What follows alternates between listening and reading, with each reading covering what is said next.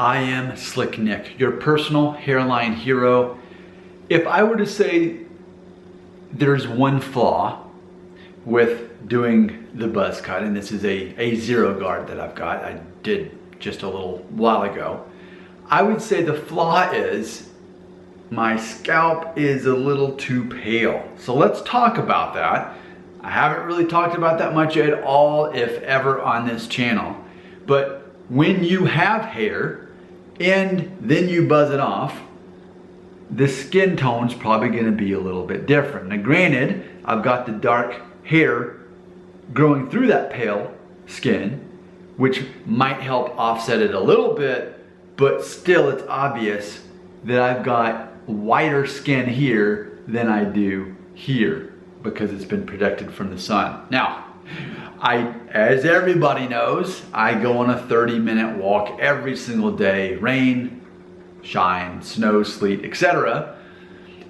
And as it's fall here in Tennessee, the sun's out a decent amount.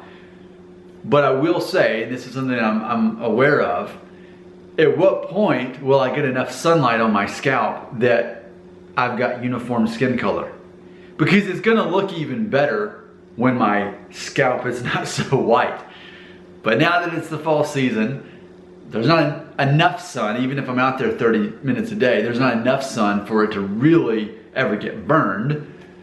And ultimately, I don't know, it may be next summer before it really matches up. And that's assuming that I don't grow my hair back until then. But no one really talks about that, so we need to have a conversation about it.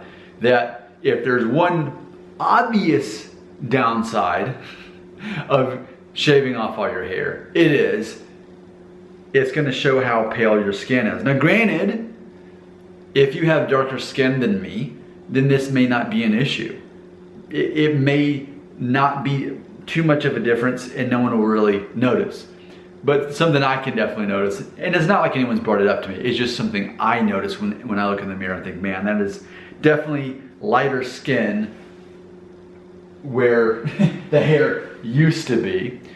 Now with that being said, most people are not gonna notice anyway. Why?